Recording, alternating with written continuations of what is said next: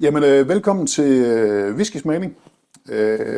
Ved fadendel, vi præsenterer i aften 8 forskellige aftapninger fra Brave New Spirits, som er 3 fra deres Cask serie og 5 fra deres Whisky Heroes serie. Her i aften, der har vi 3 med fra panelet her, han har sagt. Vi har min fætter Kent herovre, som har fået lov til at komme ud i aften. Så har vi Rasmus, som også er med i smagpanelet. Nogen for nogen måske et genkendt ansigt. Jeg har svært ved at glemme ham, jeg ved ikke hvorfor. Og så har vi Søren med, som har været her et par gange før også til smagning. Så velkommen til jer også. Tak. Vi streamer jo ud til samfundet, og vi lægger den ud efterfølgende en gang i næste uge, når vores videomand har fået den færdigredigeret videoen, så lægger den op på YouTube, så kan man gense den deroppe, hvis man skulle have lyst til at se den igen deroppe. Det er 8 dram, vi skal igennem, ja. Og så har vi jo Allan med fra Glasgow. So Alan, could you please say hi to everybody? Yeah, first of all, thank you for having me on board. My name's Alan. I work for Brave New Spirits. I've known Brian for many years as well. We're going to take you through some different bottlings that we have with Brave New Spirits. We've got our Cask Masters, our WhiskyHeroes stuff as well. So yeah, we've got some really interesting, some fun malts as well. And I'm really excited to speak about them. Lovely. We're looking forward to taste them as well, together with you. Not that I miss whiskey when I'm visiting you in Glasgow at the warehouse. It's in more convenient settings today, I think. Like I was telling before that we started the tasting tonight, that the first time I visit Alan in Brave New Spirits warehouse in Scotland, he was sitting on one of my casks. That was not a pleasant day. So I'm quite sure he won't do that again. Is that correct, Alan? Well, we got you some good whiskey at the end of it. And of course, there's always your casks are carefully looked after as well. And for me, what I like about working in the business that I work at is everything we release, I have hands on, and as Brian will testify as well, is that it's one of these things where one of the things I really like about working with this product is we taste everything. We don't put anything out that the office hasn't tasted. So our Friday afternoons are, how should we say, filled with sampling sessions, which is always a great thing indeed. And it's lovely to be able to not only engage with customers, but also to be able to try the product and to see what we're working with as well. My background is I used to work for another independent bottler, and then I came to Brave New Spirits as well. And what I like about this is that I was out in Holding earlier this year with you, Brian, and it was lovely to meet the customers face to face. It was lovely to speak to people. And that's one of the key things I like about the industry. And I really like the fact that we can speak to people and we know who's out there and we know who's drinking our product more than anything else. So we've got some lovely whiskies for you here today as well. We've got some interesting ones, some weird ones, some unusual ones as well. We've actually also got one that's a personal favorite of mine, which we'll be trying as well. I won't tell you which one, but we'll get to it eventually. And I might pull the curtain back, if you will.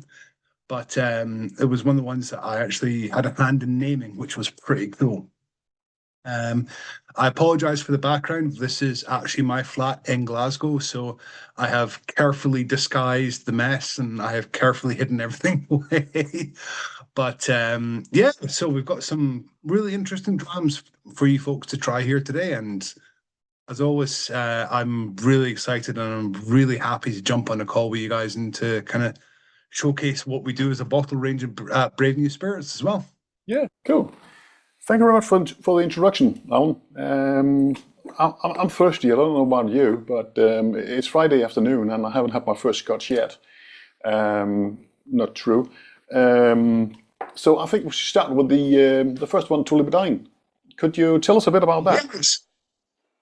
So the first dram here at Tullibardine. So this one here is really interesting for me because when I got first introduced to whiskey, I got introduced to whiskey via Islay. I got introduced to whiskey via Auchroisk. So by rights, if you listen to everybody online, this shouldn't be my flavor profile. I actually really like this whiskey. It's not peated, it's not smoked. It's you're looking full maturation, first full American bourbon barrel as well, around about 49.1% ABV as well. Established in 1949, Highland whiskey based out near Perth, close to where I'm from as well. But for me, this is a breakfast whiskey. Now, of course, I should be the responsible one here and say I'm not advocating drinking. But this one here being a breakfast whiskey, what I mean by that is it's got that wonderful approachability to it. My wife, she doesn't drink a lot of whiskey and she always struggles to know what to get me. This here is a prime example of this. This here is one of these whiskies that just ticks all the boxes for me. Used to be owned by White Mackay. It's a blender's malt built in a brewery originally, but interesting side fact as well, actually. So my degree's in history. So interesting side fact about this is it was actually established on the site of a brewery, the oldest brewery in Scotland. 1488 was the date that that brewery was established, and it was signed off as selling beer to King James VI as well. When I What was tried really interesting with Tullibardine. Yeah, sorry, Alan, but the first time I tried this Tullibardine was actually in the tasting room at your place in Glasgow, Mhm. and I think it was a pair from the tasting panel who attended as well on that trip, Mhm. and we just looked at each other when we tried this one and said that's the best Tullibardine we ever tasted. It's so It's lovely. it's flawless. Yeah. It's just it's kind of dangerous whiskey. I had one bottle with me home one night up to a weekend, but it didn't come back to the shop afterwards. I don't know what happened. It's terrible when these things happen. Bottles go walkabout, and I've got a few bottles here with me for the tasting. Unfortunately, I couldn't get the Tullibardine bottling, but what I really like about this one here is this is still single cask, and Hmm. what makes this really interesting and fun to play with is you've got your seasoned whiskey drinkers that are really focused on single cask, want to drink single cask, nothing else. And then you've got your guys that are getting into single cask whiskies. And this, for me, is what makes this whiskey so exciting, is that this is the gateway for, okay, I've drunk most of your standard malts that you can buy in the supermarket, but I want to try something different. Hmm. Yeah. And this, for me, is that something different that you're not putting, say, for example, Macallan price tag on. You've got that single cask accessibility to it. And this, for me, is what makes it really interesting because, again, it's different, it's unusual. You can add a little bit of water to it.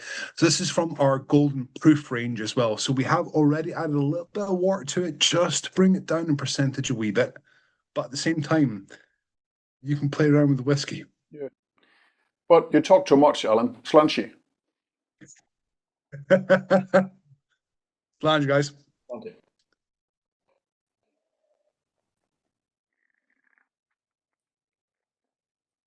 Fantastic stuff. Hmm. Meget neat. Hmm.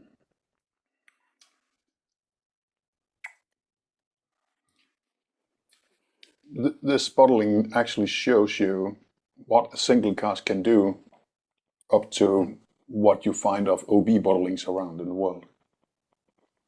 Um, it's a good showcase for that, I think. I mean, this one here, it has that wonderful kind of grassy, fruity, well-rounded approach to it. Also, for me, I think this is a perfect example of if somebody is, and as they are looking to get into the single cask market, Hmm. but also as well, this appeals to all drinkers. And this for me is one of these wonderful catch-all whiskies that the alcohol is not too dominant. There's not too dominant flavors, but you're drinking something special here. And this is what's really interesting for me because I've had my fair share of Tullibardines when I used to work for the other IB as well. And this one here just really kind of, because I remember sitting down with yourself and trying this whiskey and going, huh, this is actually really good.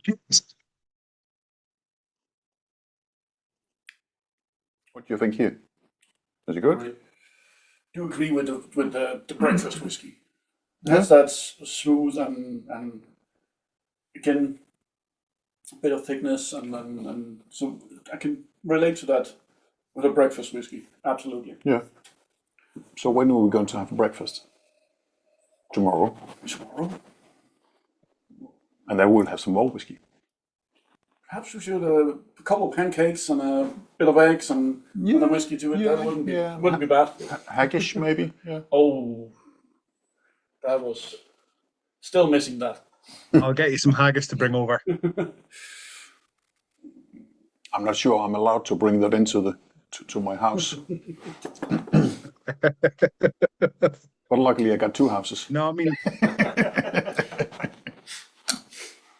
and for me, this is what I like about this one here is that this is really, it's a gatekeeper into the world of single cask whiskies. And also as well, at the same point, it's a fantastic dram that just, for me, it might be slightly unprofessional, but it just makes me go, nom, nom, nom, nom, nom. It just makes me happy. It's a happy whiskey more than anything else. Yeah, but I haven't heard you talk of any casks samples that you didn't make you happy. So is it the number of cask samples you try in a day, or is it just you in general? I've had a few that I've neglected to tell you about that have been a bit Ah, interesting, shall we say. okay, I see. I'm taking the bullet for you. This is what I'm doing. I'm protecting you from this kind of stuff. Oh yeah, I'm so lucky now. Well, we'll get you trying some when you're over. I think I've got a few bits and bobs. So yeah, I mean, this one here it's a great starter whiskey for me. It just gets the ball rolling. If you're looking for something that will perhaps maybe as a session whiskey, as a something to have just on the shelf kind of whiskey, something just to sip and enjoy, it ticks all the boxes. And I think for me, the best way I can describe this Tullibardine is that it's a whiskey drinker's Christmas present. If you're buying a birthday present, a Christmas present for someone and you don't know what to get, this is a brilliant example of it, because for me, it makes everybody happy. But also on the reverse of the bottle as well, and this is what I'm quite proud about actually, is that there is the cask number as well. We don't hide the cask number. So we have full provenance here as well. And on the reverse of the bottle, you have that. And that for me is what makes it really cool as well, is that we can provide the full provenance as well. Shall we move on to dram number 2, or am I No rush. It's only Friday. No, but what I was trying to get to here is that this bottle we're selling for 519 Danish crowns in the shop here. I think it's a really good price for that kind of a whiskey. I know it's not cask strength whiskey, as you told us. It's lowered just a bit with a bit of water, but I think it's really good value for money here. So. No, absolutely. And I'm not saying that just because I want to sell bottles, because we do sell them, of course, obviously. But I think it's a good bargain.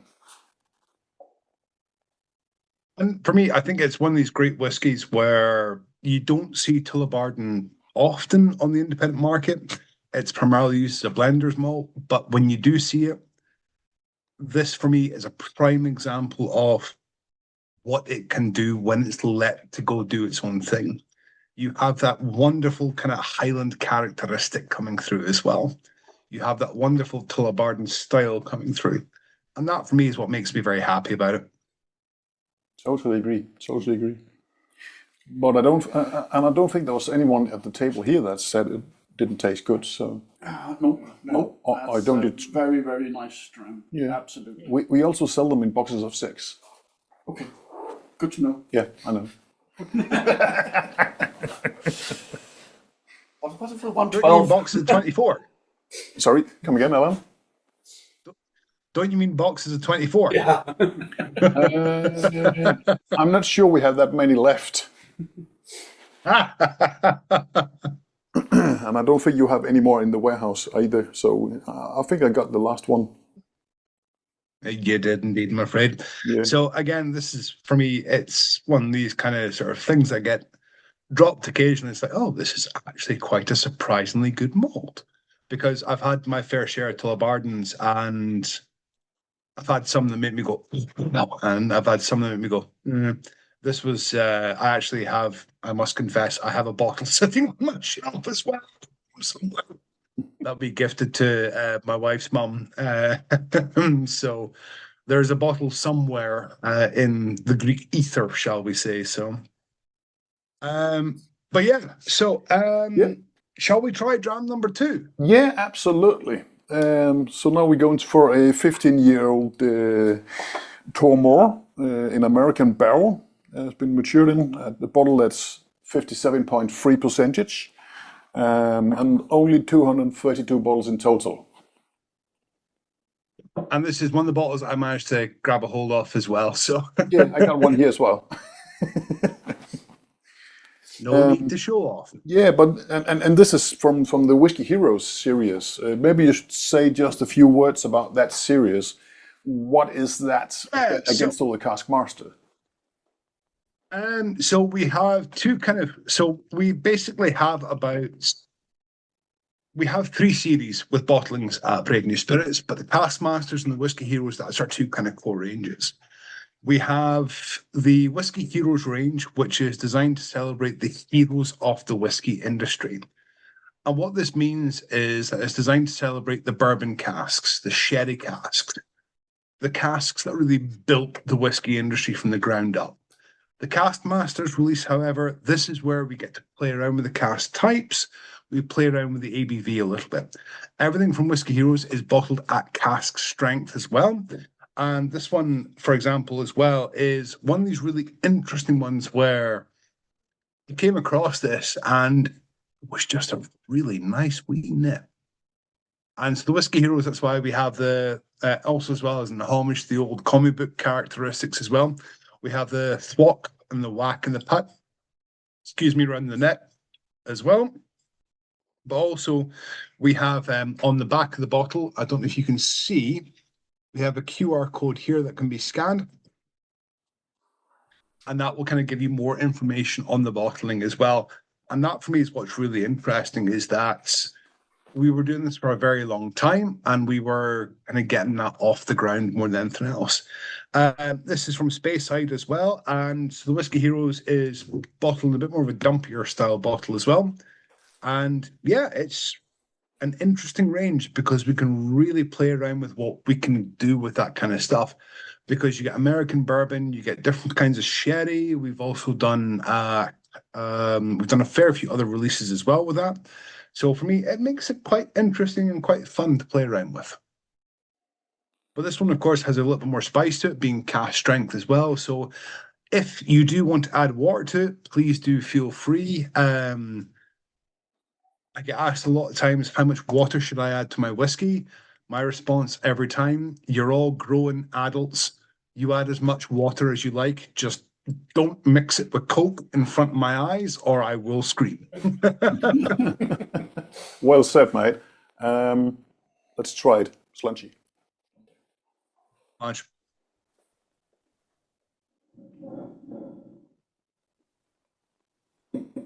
The name Phantom of the Clock Tower as well. We always try and name our Whiskey Heroes close to what's affiliated with the distillery. And with Tormore, Tormore is a really interesting distillery because it not only is one of the most important architectural distilleries in Scotland, but it was also established in 1958. And that's quite a relatively new sort of distillery more than anything else.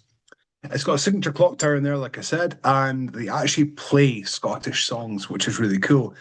But weirdly enough, I was actually looking into Tormore, recently purchased by Elixir Distillers, of course, and they're the only distillery in Scotland to have a curling ring. Now, I don't know if you guys know what curling is, but it's basically shoving stones across an ice pond. Supposedly, this curling rink has never been used as well. But they've also got a time capsule in the distillery premises that's not supposed to be open until 2060. And this supposedly has the original Tormore whiskey in there as well.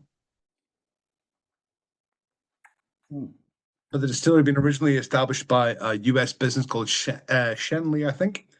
It's what's really cool for me is that it's got ties to Al Capone, ties to this kind of criminal underground network as well, which is really interesting. And just straight off the nose, this is It's a bit more Lethal spicy. Bourbon barrel, 57.3% full maturation as well. So you have that wonderful kind of almost mediating spice to it. 15 years old as well. And this whiskey, for me, there's a phrase that I use, and the phrase is that it wears its percentage well. It's a little hot, it's a little fiery, but it works well with the 15-year-old characteristic to it as well. And I think for me, this is really interesting example of something from Tormore Distillery as well. It's a bit. I hope I'm not talking too much. Bit more spicy, a bit more feisty, as you say. Yeah, it's more feisty. I that. But I absolutely agree with the percentage. You don't taste it. No. I actually thought the other one was a bit more rough Really? with the percentage. This is it comes at the end, yes, but when you get it in, this is very, very round, very, very gentle. Yeah. And you do not taste the percentage at all. It doesn't taste like 57%. No. Absolutely not. No. Definitely not. But it comes afterwards. Why it's Scotch Yeah, whiskey after some all. power We hide the percentage. afterwards. Sorry, what did you say, Alan? That's why it's Scotch whiskey. We hide the percentage. Yeah, you should do that on the label as well, because I know the duty in Scotland is not cheap. Don't get me started on that one. Is it because the oil? But for me, especially, like with the reason why we put the Tullibardine first is this gets the palate working. This gets the palate almost inured to the alcohol, and then we sort of branch into Tormore as well. And for me, what's interesting is this is a 15-year-old malt here, and yet it's still got so much flavor, so much style, so much depth of character to it as well. As Brian will probably testify, I will talk his ear off about new make spirit, young whiskies, being that I'm a huge fan of the younger whiskies because they're so much feistier, so much bigger, bolder. And yet this one being 15 years old, it still has a lot of flavor to come to it. And if you want to add a bit of water to it, please do. I encourage you, add a bit of water to it. See what it does, because you're opening up the whiskey.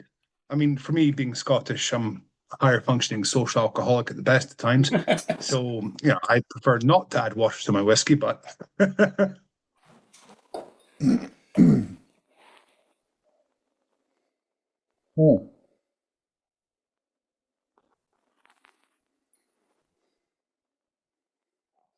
But it's really oily, this whiskey, because you can see big drops hanging on the side of the glass afterwards. sticks the glass a wee bit. It really does, and it's got some fantastic legs to it as well. On an interesting side note, I was speaking to a whiskey photographer once, and I asked him, why do brand ambassadors always do that when they hold their glass up? Is it for nosing? Is it for this kind of stuff? And he said to me, he said, no, it just makes a good photo. That's it. It just makes a good photo. True. So for me, because I used to work with a sommelier, and he always said, if you want to check the color of your whiskey, hold it down against a white piece of paper or a white napkin, and you'll get the true sense of the color. So when you see a whiskey ambassador going like that and looking at it, you'll know it's a photography option more than anything else.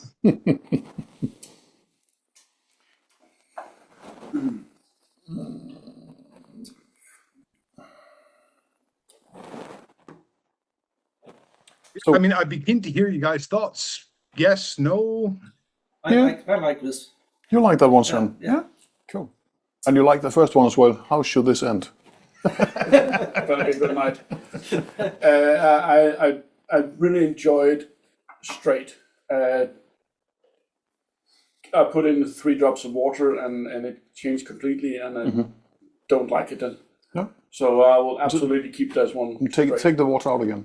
Yeah, I'll do that. Yeah, you can use my distillery in the back here. Okay, great. No, but Alan, Wait, oh, no, so Alan said it. Try it because Yeah, of If- course, if- that's why we're here. that's why we're here. First of all, but second of all, if you don't try it, you don't know if it's better or not better. You can always buy a bottle and don't put the water in it. So I signed you up for a bottle here. Again with the... Yeah. Is it still a bottle of 6, case of 6? You can get 12 if you want. Okay, 18. we'll take that afterwards. Yeah. sorry, I'm mishearing 12. I think I hear 24. Yeah. Yeah, but what you don't know, Alan, is that we're talking dozens. 12 dozens. We can do 12 dozen, no problem at all. Yeah. We like that. So, That's a week. I mean, again, this is what I like about Tormore as well, is that it's one of these really interesting distilleries. And I think there's going to be some really cool things coming out of them now as well. And there's going to be some interesting whiskey being generated, but there's also some interesting whiskey sitting in the warehouse as well. There's some really cool stuff that's been sitting, and Tormore for a long time was kind of considered we'll just put it into Chivas. We'll put it into Chivas, we won't think about it. And now we're seeing some really interesting flavors coming out of it.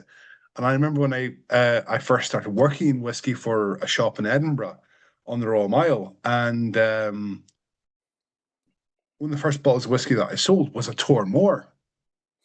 And it was fantastic. It was lovely, oily, viscous, and this whiskey here for me, you get a lot of people that speak about whiskey being this tasting note, this tasting note, this tasting note. And for me, this is more of a memory exercise because this is very evocative because I'm not a young man anymore. But when I first got into whiskey, this was one of the first non-peated whiskeys I tried. And when I tried this whiskey, it kind of brings me back to there, which is what I think whiskey should be about at the end of the day. And it makes me happy more than anything else. See, Another. just another one. Makes you happy. Well, that's the thing. We don't want to put anything in bottle that doesn't make me happy. So it's one of the reasons why, and as Brian will probably testify, my desk is littered with sample bottles left, right, and centre. So That's yours. Yeah. Shh, don't tell him. Don't tell him. Okay. not getting involved in that. It's all okay. Maybe For me, that's come with me next time. Yeah, absolutely. Yeah, I'm actually going over there on 27th of April. Just for 3 days. 20th, right? Tempting. Sorry, Alan?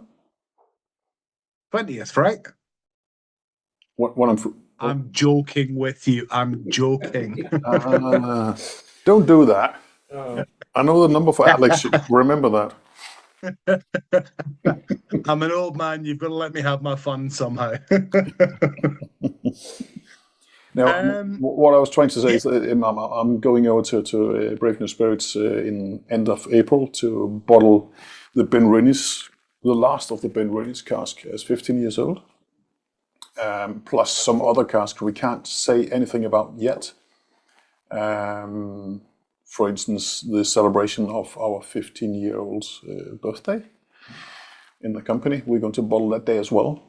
Or is it bottled? I can't remember. No, it's not bottled yet. We'll figure that out. So we're going to have a few drams as well, I think, and maybe a slide of beer afterwards, after work. I can neither confirm nor deny that fact. So, but I mean, for me as well, we will get some stuff done, and I think I've got some few stuff knocking about that I think might be might be interesting more than anything else. But we'll see. But I mean, for me, it will be a pleasure, of course, to welcome you to Royce and Brian. But also, as well as that, please, if anybody's in Glasgow, please speak to Brian. It'd be lovely to organise a visit as well. So that'd be great. Shall we try the next dram? Yeah, let's go to the next one.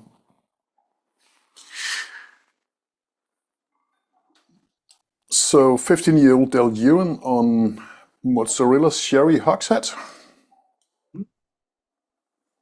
55.5 percentage. So again, this is another one of the Whiskey Heroes range as well. First of all, Manzanilla Hogshead. So this is been finished for around about 2 years, if I remember correctly. And what's interesting with this one here, again, this is bottle here as well. So this one here is interesting for me because I used to work with a gentleman from Skye. And he always said to me, when we were recommending Dailuaine, he said there was 2 ways to pronounce Dailuaine. It was either Dailuaine or Dailuaine, depending on where you're from. So it's potato as far as I'm concerned. But what's really interesting with this distillery, first distillery in Scotland to use the pagoda, of course, designed by Charles Doig. It means the Green Valley, and Dailuaine traditionally produce a bit more of a heavier, meatier style of malt more than anything else as well. Also, they're used primarily for blends, established 1852. But what I find really interesting about Dailuaine is that I like this whiskey, but this was re-racked under Brave New Spirits. And this is what makes it really interesting. But what we do is that we'll take the whiskey, we'll try it, we'll think, let's put it into something else and see what happens. Less than 2% of Dailuaine is bottled as Dailuaine as well. This is considered one of Johnny Walker's backbone malts. 3.3 million litres of alcohol is produced per annum as well, per year. And for me, again, it comes under the Whiskey Heroes banner, and it's got that wonderful, just amber hue. But it's been finished in a first full Manzanilla Hogshead. Manzanilla being kind of sherry, that comes under the Whiskey Heroes aspect, where it's a sherry style of whiskey more than anything else. You've got that wonderful amber colour, and for me, it's got that really interesting aspect to it. It's got that something I can't quite put my finger on, but I really like the dram. If you compare that to the Tormore as well, the Tormore being 15, this being 15 years of age as well, you've got some really interesting flavours going on. Yeah. And I can neither confirm nor deny, but the 2 people on the label is me and Brian showing down after I sit in one of his casks. Slunchy.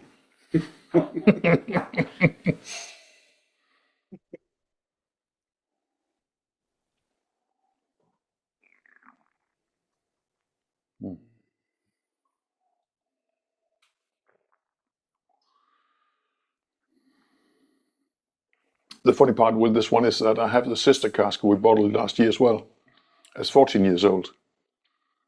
So I actually have the 14-year-old in the shop as well.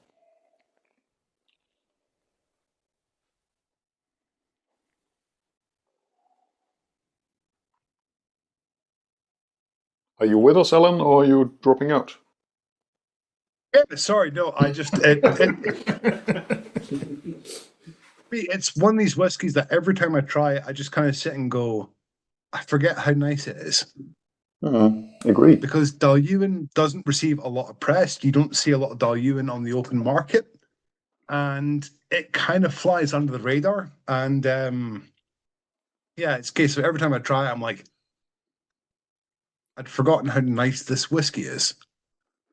It's wonderful, it's meaty, it's rich, but at the same time, it's got that wonderful kind of almost little bit of spice, a little bit of pepper to it, and especially if you compare it to the Tormore as well, is that the Tormore might have been a wee bit hot in the initial sip. Yeah. This one here has that richness, but a little bit of dryness to it as well. and it just feels like dark chocolate in the end.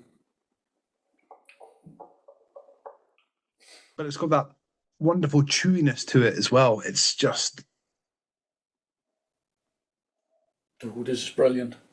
Yeah. I'm sorry for saying, but that's the nose is absolutely beautiful. So that was 12 of that as well. It's going to be a good night. You know me. I for me, absolutely love the nose of it, and then that full flavor is magnificent when you get it in. Yeah. It's got that wonderful kind of, it just sits there and develops as well.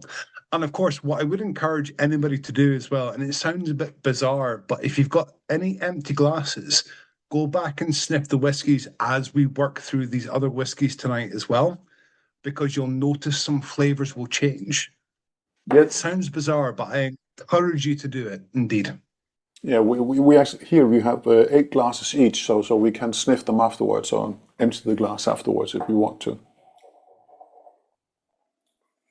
Or we could go into the container and then put up some bottles, sniff them. Yeah. Much better. Absolutely. I suppose it's a good thing I'm not there then, because I'll be drinking your container dry. You are not allowed here.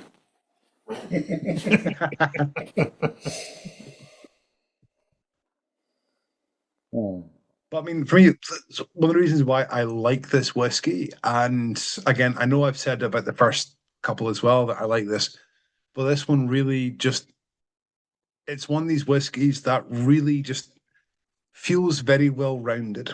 The sherry characteristic works well with the Dailuaine DNA. It meshes well. I've had some whiskies that have been so hyper sherried that you don't taste the underlying distillery characteristic.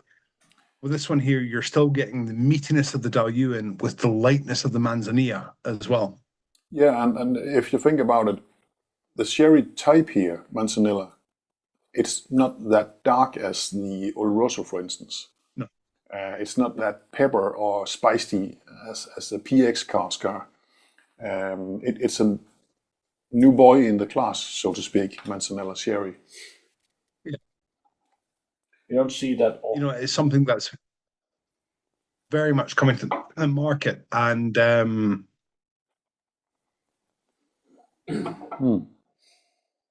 whiskey more than anything else. What do you think around the table here? Son, what do you think? I like this too. Jesus. It's going to be a long night in the shop, I can hear that. How many suitcases are you bringing over, Ryan? But the overall, for now, so far, has been the balance of it. Yeah. All 3 of them has been the balance of taste and the characteristics. So it's nothing too much of anything and nothing too less of anything. It's just well done, and I applaud you for that. And that's you know your job's over there, absolutely. Much obliged. It's the reason why, because I spoke to Brian about the order as well, and for me, it's very, very important for me to kind of, when people are first trying whiskies, they often dive straight into the high ABV and go, "That's what whiskey should taste like," and then their palate's obliterated for the rest of the night.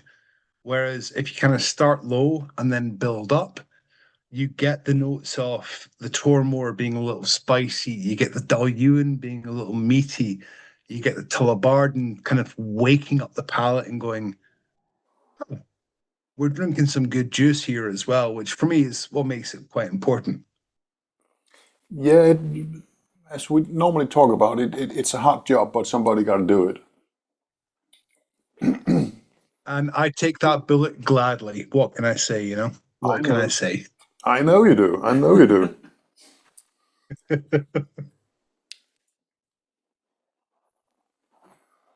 So out of the first sort of 3 whiskies so far, is there any particular favourites, any particular ones that are leading the pack, or?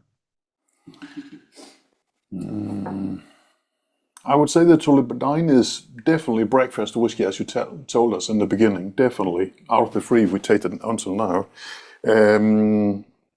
But if I should rank them, it would be Tullibardine, Dailuaine, and then Tormore in the end. The Tormore is more spicy in the flavor, in the alcoholic, in mouth feeling. I think it's not a bad whiskey. No, that's not what I'm saying. But if I should rank them, it would be Tullibardine, Dailuaine, and then Tormore. But that's just my humble. I mean, I would agree. Certainly, the Tormore's got a bit of heat to it as well, and that's what makes it quite unusual.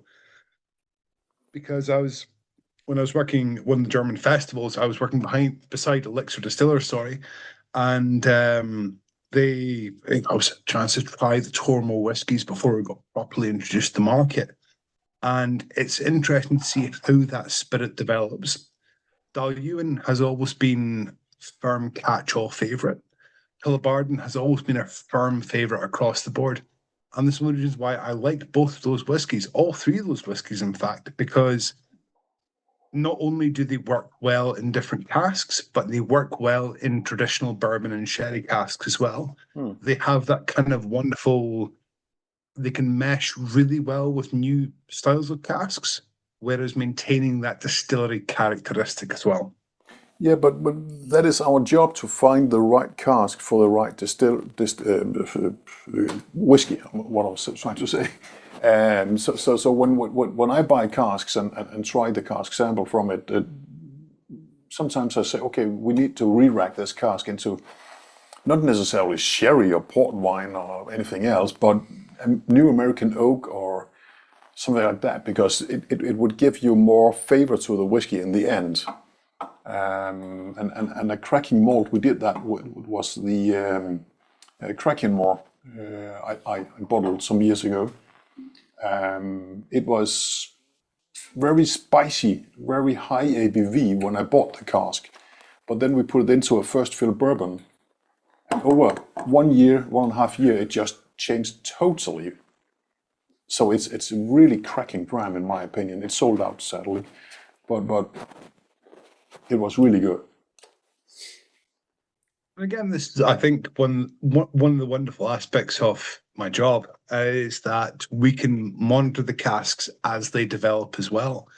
We can say, right, let's put a pin in this cask, bottle it as a Cask Masters, WhiskyHeroes, this kind of stuff. Or we can look at re-racking as well. I mean, myself, I've been in the industry, I'm 37, so I've been in the industry for a number of years, shall we say, judging by my grey hairs. And it's one of the things where I've tried so many unusual and different flavors out there. And this, for me, is what makes it really unique in that aspect more than anything else. Yeah, but it's just like traveling when you're following your whiskies. But it can be a hard job to follow all your casks. And I don't have the approach like you have, just to go down to the warehouse from the office directly. I need to go to Scotland or get you to ship some samples to me. But in the end, that works as well. And lucky for that. And the fun part is that if you ever come to my place here, you will see I got tons of samples in the office as well. And some of them are from the same casks, but over time. So I can actually follow the cask again and again and again. And I think that's quite fun to do that sometimes. Well, it was interesting when you mentioned the Benrinnes. Sorry to sort of veer slightly off topic here, but with the Benrinnes, for me, it's one of the most fascinating things about it. I've never heard anybody doing this. No. So I think it's really cool and really interesting. So I would love to certainly, maybe a topic for a different time, but to sit down and discuss a possible something, but seeing where the cask and seeing how it's evolved more than anything else as well, which I think is really fascinating more than anything else. Yeah. And we could try some of my casks in the warehouse in late April again, and obviously we're going to do that. But maybe we could select the next cask for the next history bottling, like the Benrinnes. Absolutely. No, absolutely. That would be because there's a few things in the back of my head that would be quite interesting to play around with, but yeah, no, definitely. But alas, I see some empty glasses. Shall we move on to the next draft? Yeah, I think we should go to the Linkwood. So this one is one of the most popular ones at Colding. As you can see, unfortunately, the bottle has been subject to evaporation. But this one here, the color alone is absolutely outstanding. I don't know if you can see that there, but it is almost bright pink. This is a Linkwood, owned by Diageo as well. First fill vintage port, been finished for around about 10 months. And yeah, this is just great juice. Alan, do you know what kind of cask type it was in before the port? Was that refill hockey? Or? Refill Hogshead. Yeah. Refill Hoggy. So a lot of Linkwood will be, so Linkwood tends to come on the market as in refill hogsheads, because Diageo will hit a point where they can't really do anything with the casks, and they'll push them onto independent bottlers like us as well. Because Linkwood is, interesting enough, considered as almost, what was the expression I was told? A salad dressing. So it's used as an additional malt for their blending whiskies.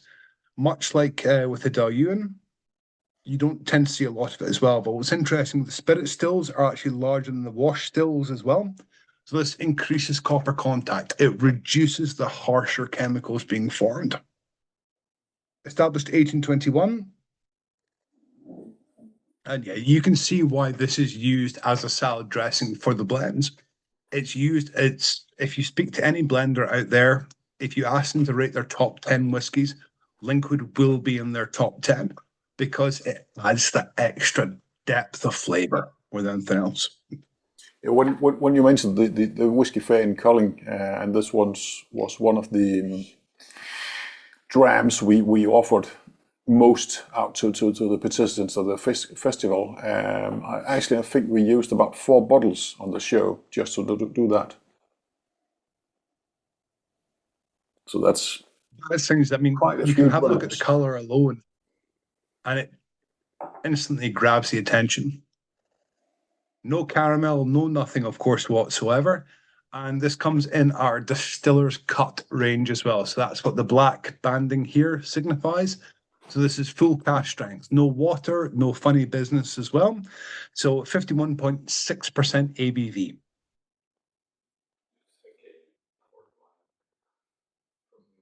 Mm-hmm. Yeah, it looked like port wine because it's been into a port wine cask, but only for 10 months. So it's a quite active cask. It's not second-hand cask, so to speak. Very short, very rapid maturation as well. And for me, I think it's, again, much like with the Dailuaine, you're still getting that Linkwood floralness coming through. You're still getting that Linkwood style coming through. And that, for me, is what makes it quite important to me, is that this one's been done for this, where you have this kind of style that's been very apparent. But now I think about it, Alan, I think I bottled about 8 or 10 different Linkwoods by now under my own brand. And in my opinion, you can't ruin a Linkwood distill because it's so robust. I mean, it's incredibly difficult to put Linkwood into a cask that it won't work with. It has that wonderful kind of almost chameleonic aspect where I've had rum cask Linkwoods, I've had bourbon cask Linkwoods, sherry cask Linkwoods, port cask Linkwoods. And I think for me, this is the perfect bottle of whiskey for someone that's had independent bottled sherry and bourbon cask, and they want something else. They want something different. They want something unusual. And this, for me, is what makes it really interesting from my perspective, is that Linkwood you see on the market under Flora and Fauna in bourbon cask. I don't think my memory, which might be failing me, I don't think I've seen a vintage port cask Linkwood. No? With that colour on the mark. Okay. And that's the important thing as well, because again, it's a short finishing time. So it's imparted the color, imparted the portiness. That's a word, but it's imparted that flavor to it. But again, it's got that kind of style more than anything else. Yeah. It's only for 10 months in a port cask. Yeah. Impressive. It's a lot of color for a fairly short time. Yeah, but like we talked about many times also in the tasting panel, that there's different type of first fill casks. Some are very active. This is a very active port cask, no doubt about that. And the second time you put something in it, it might not get much color. For instance, you could take my Auchroisk 9 years old, almost 10 years old port wine cask that we filled out with cell afterwards. The first fill was really, really dark like this. But the second fill, we are maturing out of cell now, and the 50-50 peat. It's not getting that intense color anymore. Don't get that intense port taste. It still has the taste and the color, but not as intense as the first time. And there's different bodegas as well that sell these casks. So and not every bodega is using the fast maturing sherry or port that give this big influence on the cask afterwards. So it's not. What I'm trying to say is it matters where you buy your casks. Yeah, absolutely. It's not just a port or sherry. There are different brokers. There are different bodegas. So yeah, but I think it's a lovely one. This Again, with it being vintage port as well. So this cask is a cask that was mature. That the cask before we filled whiskey, was a cask that was used to mature port. So it wasn't just seasoned; it was used to mature port. Yeah. Before it was sold as bottle. So again, it's the same with sherry casks as well. So some sherry casks are seasoned with sherry, and some are used to mature sherry. This was used to mature port as well. So again, this just for Brian's comment as well, it's where you can see the color coming through, and you can see that almost portiness a little bit as well on the palate for me. Yeah. So what do you think, Søren? Is it okay? Yeah. Yeah. Okay. Good. It has alcohol in it, so yeah, it's good for you. Sorry. No, Sorry. no. But I think the one before it's I like. That's better. Yeah. Yeah. Sure. Yeah, but I'm not fond of port, so I'm not too crazy about this one. No? But, so only 6 bottles for you then. yeah, maybe. No. Yeah. So again, please add water to this whiskey as well. Please do, because again, it's full cask strength as well. This is coming in at around about 51% ABV. So please feel free, add a bit of water to it, see what it does. And what's interesting for me is that when you add a little bit of water to it, you get that grapiness note coming out as well. Normally, You it lose dies. a bit of the sharpness. Yeah. Yeah, what Rasmus is trying to say here is that normally when we put water in a matured whiskey from a port wine cask, the taste and flavor just dies. So I'm quite curious to hear what Rasmus says now after he put the water in it. The flavor is, the nose is, You still going? no, No? almost gone. Almost gone. You Yeah. really have to dig deep for it. So basically, Alan, you owe me a bottle of wine, a bottle of whiskey now for Rasmus. I'll try and see if I can pull a port cask sample out of somewhere that'll change his mind. It has to be a good one then. Yeah, well, leave it with me. I'll see what I can do. I'll take you up on that. But what I would say as well is that if you leave that one especially to the side, because I remember when I was trying that whiskey first time before evaluation, it was a Friday afternoon, and we had to get out of the building quick. I think it was a fire drill or something. and I just left that glass on my desk. And I came back Monday, I should say afternoon. I came back in the Monday and I tried it again, and for some reason it had developed some really interesting aromas to it. So I would say, especially with that Linkwood as well, just push it to the side, come back to it a wee bit later and see if something's changed, because it's one of these multifaceted whiskies that I think, and this is one of the reasons why I'm a big fan of Linkwood, is that Linkwood takes different casks every time. It works really well with different finishes. Yeah, but I'm not sure we can wait until Monday to finish the glass. Maybe this one. That's why you've got a bottle sitting in front of you. Yeah. It's only added 3 drops of water, and it hasn't done anything good for the flavor, I think. The alcohol is comes a bit more to life for me. But no, it's still not a favorite of mine, but that's, for me, typical of port cask. I haven't found many of them that I liked, but a few. Do remember the Auchroisk, but Oh yeah. that was nice. But that's, I think that's the only one I ever really liked. I think I still have a bottle or two in the shop. Yeah, I got it as well, so no problem. I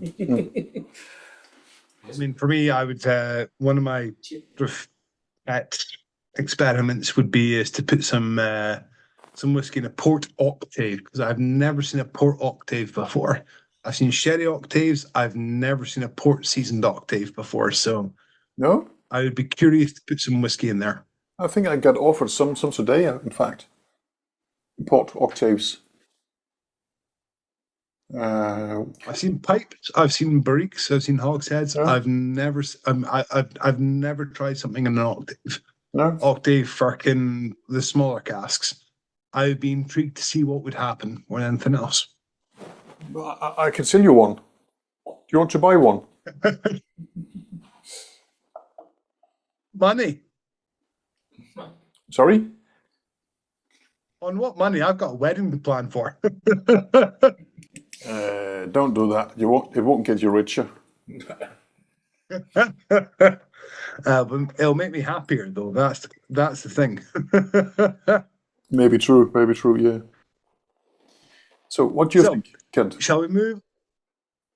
Well, I was pleased, You pleased? especially with the nose, with the smell. Yeah. Yeah. And afterwards, the taste was not so strong, or what you would call it, as the previous one, but Yeah. but despite the percentage of the whiskey, it had a good taste. I believe it's only 51 yes, 0.6. Yeah. And if we compare to the first one we tasted, it was fairly more taste in it. More like, Right here. feel when you first got it in your mouth. Yeah. But great nose. Good. I really like it. But that just shows that we don't necessarily like the same whiskies, No. and that's great. Luckily for that. Yeah, lucky for that. Yeah. It would be a boring job for me if it was. Yes, you just have to do one kind every day. Yep. But that's the fun. That's the good about whiskey. But this whiskey- It's so different, so many flavors, so many Exactly. different palettes of both nose and Yeah, flavors. and that's the fun you don't part. necessarily drink the same whiskey all year round. No, absolutely not. No.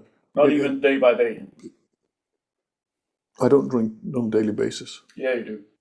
No. Yeah, no, sorry. You call it wort, but that's the same thing. That's the same thing.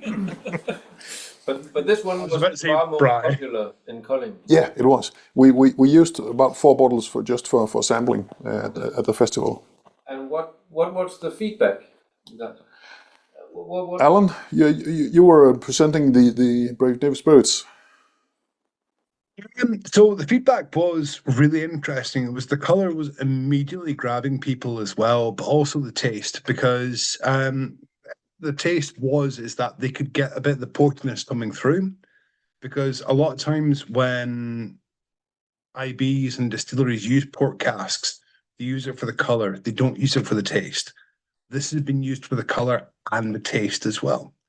And this, for me, is what makes it quite interesting, because I don't know if you have this in like Ribena or blackcurrant squash. Yeah, Ribena soft, yeah. Just like juice. It kind of reminds me of, like, if you mixed a bit of Linkwood, like bourbon cask, with a bit of Ribena, and you kind of mix them together a wee bit, because you have that kind of grapiness, that blackcurrant note coming through as well. And this was one of the most popular. This was one of the most popular aspects for it, I think, is that you had this feedback where where there was people coming back going, "Oh, this tastes great." And we had guys that were first-time buyers. We had guys that were long-term as well, long-term drinkers going, "This is really interesting," because everybody in the market is seeing the amber or the dark-coloured whiskies being bourbon or sherry cask. Bright pink nearly bright pink whiskies are very difficult to see on the market these days. So that was one of the key things as well. Yeah, and for a sales perspective, I can tell you definitely that was one of the most selling bottlings that day. So it was good. For me, we it had makes that sense. yeah. Cool. Yeah. Was that you tell me to go out and find you a port cask then? No, I didn't say that. Because normally, as we have discussed earlier, Alan, normally it's difficult to sell port wine, whiskey, finish or full matured whiskies in Denmark. We would rather have sherried or ex-bourbon casks in general. And that's, for me, it's one of these things where the fact that this bottle performed so well at holding made me so happy. When anything else, I was expecting like a few of the other ones, like the Auchroisk, the Malt Marauder, the kind of heavy sherry beasts that have this darker color, which are good juice, to perform really. And again, this one here, that was just such a vibrant color. And I think, for me personally, that speaks to the value of the Fernando staff that were working on the stand as well. But also as well, that speaks to the quality of the juice that was in the bottle, is that it has some really interesting flavors to it. And perhaps it's not everybody's cup of tea, but it's something that's a little bit unusual. Yeah, but the unusual sells as well, and people are questioning it, so they want to try it. And the festival is a great place to try different new stuff, because you have the opportunity to try before you buy it. Just like we have it in my shop, that you can try before you buy it. So, yeah. Okay. I sense when I do come visit your shop, I'm going to get myself into a lot of mischief.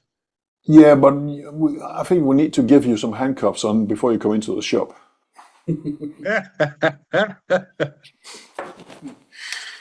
Yeah. Should we go on to Glen Moray? Yes. So Glen Moray, this is the Malt Marauder. This is, again, our Whiskey Heroes range, so full cask strength as well, I believe. 11 years old. This is first fill Oloroso butt as well. Excuse my computer, it's just having a wee whinge and a moan. 53.3% ABV. Finished in Oloroso butt. Done refill Hogshead previously as well. It's about 2.5, 3 years in Oloroso. And for me, what I like about this one here is I'm a big fan of Glen Moray, because if you're ever over in the UK and you walk into a Tesco's, a Sainsbury's, anywhere, even a Lidl or an Aldi, you will always see a bottle of Glen Moray on the shelf, because they've had very few managers and they produce a consistent style of product more than anything else. Established in 1897, and also, as well, established on the site of an old brewery, which for me makes it quite cool. Also used to be owned by LVMH, Louis Vuitton Moet Hennessy, now owned by La Martinesque as well. And this, much like the Tormore, they actually have the original spirit that was distilled in 1897 still in their archives. So, Brian, I don't know if you know anybody at Glenmoray, but if you do, and you're up there, please mention that, because I would love to try some of the original 1897 Glenmoray spirit. Yeah. I actually have a Glenmoray cask lying in your warehouse. Turning What's interesting with this? It's turning 19 this year. No, I remember, because I think it was after you left the last time you visited us, you asked me to pull an analytical from it as well. Yep. And we are probably going to bottle that in December. What I like about Glenmoray as well is Glenmoray was used as Glenmorangy's experimental site. So this is where the Signet was trialled. The Quintaruban was trialled. So they actually ran the malt, they ran the spirit, they matured the spirit to see if it would work. And then Glenmorangy kind of went, we'll use this, we'll take it on, kind of thing.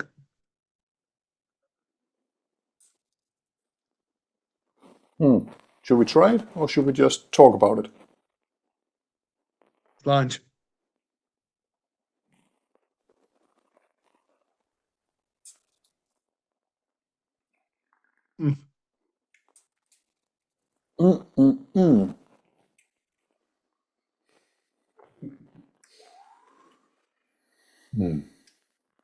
Home sweet home. That's salty. Hmm? Salty. Salty, yeah. So that's the classic. The nose is classic Moray, I think. For me, it is. It's just what I always think about when I smell Moray. Yeah. Not the best nose, but the it's a bit peppery in the sense. I've never been so much fond of the Glenmoray nose. No? No. But the taste of this one is better than expected, actually. Please remember we are almost like actually salted recording caramel. Oh shit. So you can hold it against me. Oh fuck. No, but I'm normally not as fond of Glenmoray, but no, I know. The taste is actually pretty nice. For me, it's got that wonderful kind of salted caramel kind of. Yeah. Absolutely. The saltiness is one of the first things that comes when you try it, I think, the saltiness. It's quite, not powerful, but I think you know what I mean.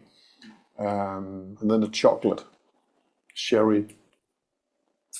I mean, 53.3% ABV as well, so the ABV works well with it. It's a 3-year finish as well, roughly, like I was saying.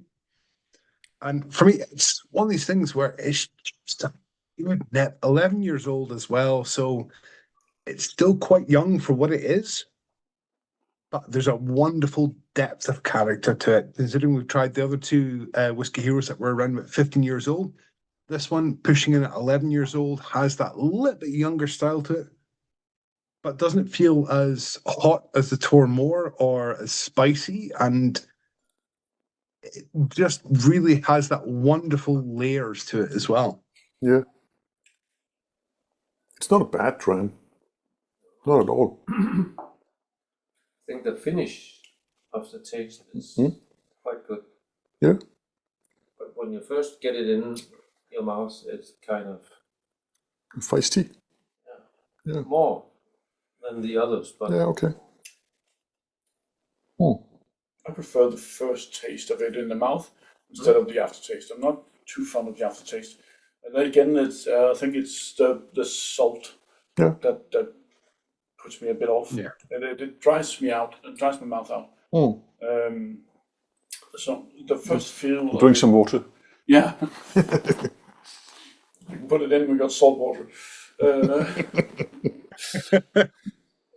Oh, but the first taste of it for me is what I said is that's surprisingly for me.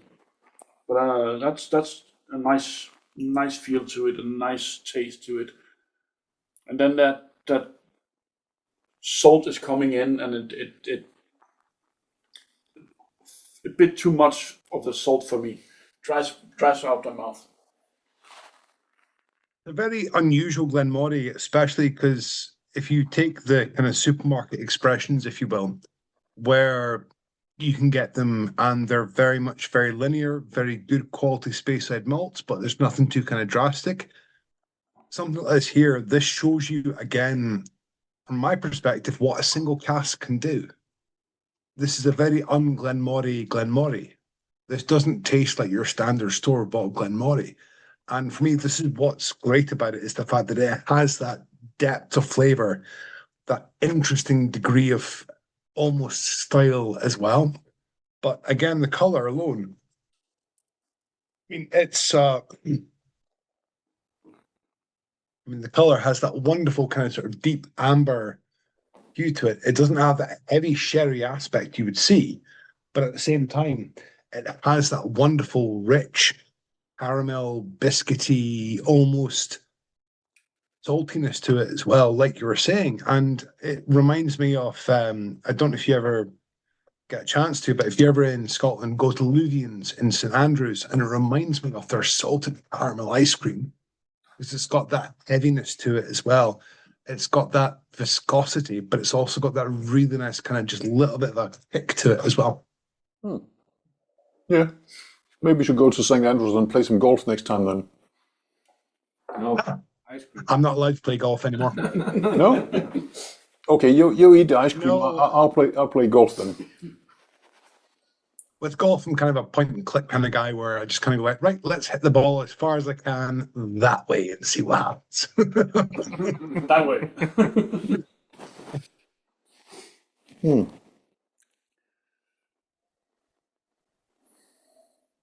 Delicious, actually. That was a really nice dram, surprisingly so. Are we want to try the next one? No, Or are not we yet. still mulling over the no, Glen? I'm not done here yet. Sorry. Keep up.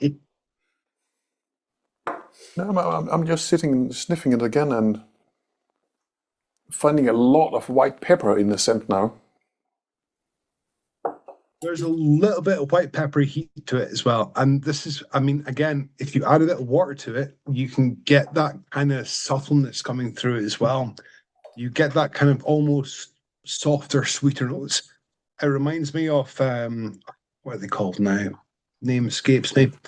It reminds me of Werther's Original, where if you had that kind of toffee, coated in a little bit of salt, and then that's what it would remind me of. Because it's one of these kind of classic, quintessential Speyside malts that you see Glenmorangie in the bottle, you kind of know what you're getting, and then you open the bottle and you try it and you go, that's not what I was expecting to get, and not in a bad way either.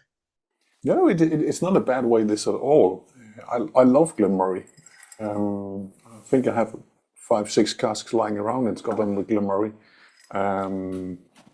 So let's... Also, actually, I should mention, so the labels for all of our products are designed in-house, but I actually know who came up with the design for that specific label as well.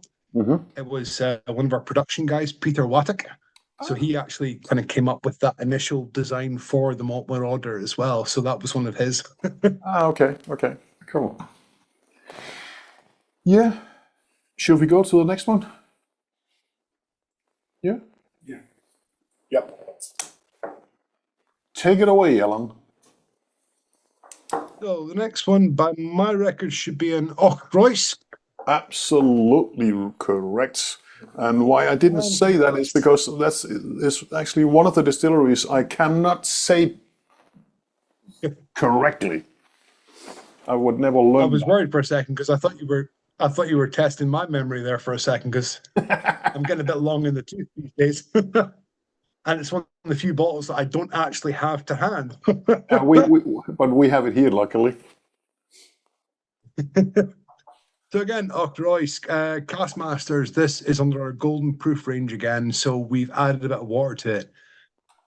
The reason why I've put this, we've kind of structured this tasting to have this in here, is that you've had a few cask strength whiskies. So this is a little bit dialed back now. This is just to kind of pump the brakes a little bit, just relax the palates a wee bit, just to kind of take a bit of a breather before we dive into the other stuff as well. 51.4% ABV, finished for about 30 months. First of all, Oloroso Barrique as well. Established in 1974. So Scotch whisky distilling happened in 1872, I believe. That was when it was legalized. And so this one here is relatively young distillery as well.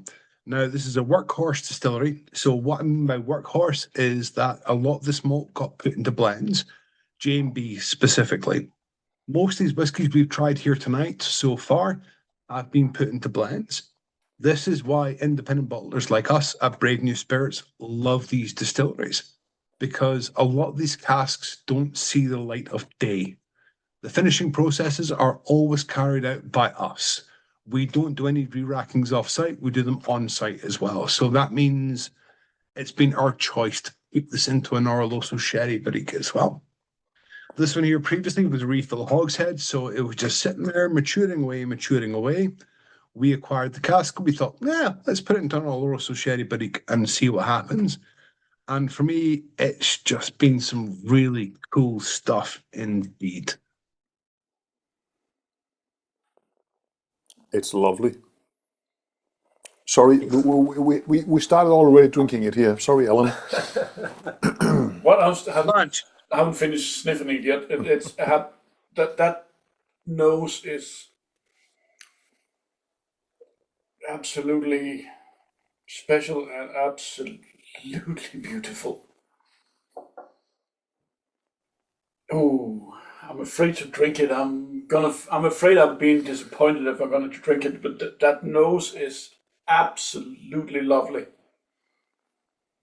Oh, please do. I encourage. And for me, that's what I like about this whiskey here is that I've had some sherry cask whiskies where the sherry has completely overpowered the DNA of the original distillery. Yeah, don't do here that. you're still getting that Auchroisk. Yeah. But now you're talking sherry bombs. And yeah, sherry bomb from time to time is good as well, but I would like to taste and scent the distillery as well in the whiskey, because otherwise we just drink sherry with high ABV in. This is more of a sherry tickle, I would say. I'm still afraid to try it. I'm still on the nose. I'm not sure you should try that one. Give me that. Give me it.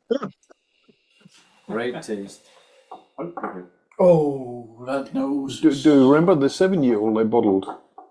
That was on first fill Oloroso, full-time matured. It was dark like the darkest horse. Yeah. Damn it, that was good. It was. But this is. I actually came around a bottle the other day. I must say the taste is even better than the nose. So you're fairly sure I'm not going to be disappointed? No. I'm sure you are, so just leave the glass with me. Yeah. And leave the bottles to us. It tastes good. Slanted. Yeah. It's lunchy. If you're disappointed, I'll come over and I will personally force feed you the whiskey until you actually like it. I would be very disappointed if you didn't like this one.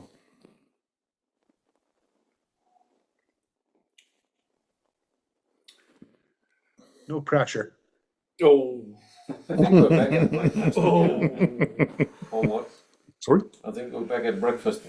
Whiskey again. No, this is what we call afternoon tea. This is afternoon. This is afternoon tea. You're missing a bottle now. Yeah. Only one? I'm disappointed. Oh, that is beautiful. I'm having a bad day at work and the whiskey goes in my coffee cup. That is absolutely gorgeous. You And see, again, this is what I like about this whiskey.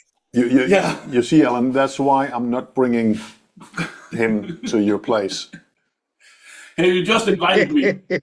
You just invited me. No. Yes, you did. We cut that out. And we got that in tape. No, it's cut out. Okay, fuck.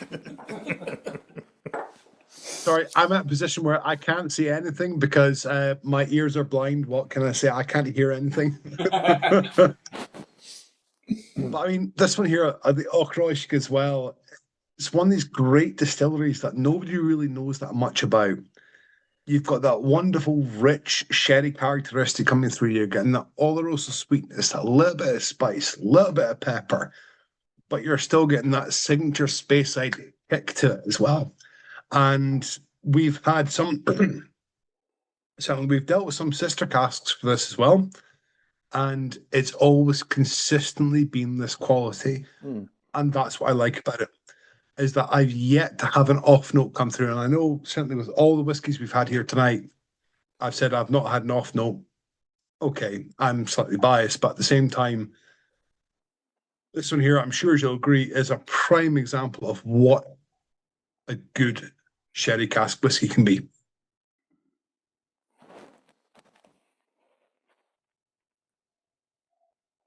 Rasmus, are you with us, or are you just gone? I've just slowed down for a minute there. I was... I was just getting nervous for a short second there. Sidste gang i Tasmanien, der tog de også en Auchroisk. Det kan noget. Det kan. I can't remember a bad Auchroisk. This one is...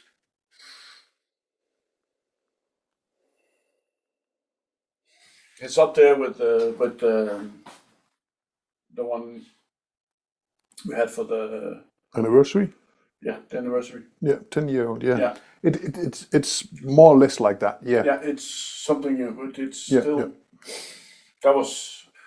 that one was a bit more powerful, but this one is a bit more rounded. But Yeah, this one is and I think the anniversary one was a bit more darker in the it color. was Yeah. Could it be because of the water?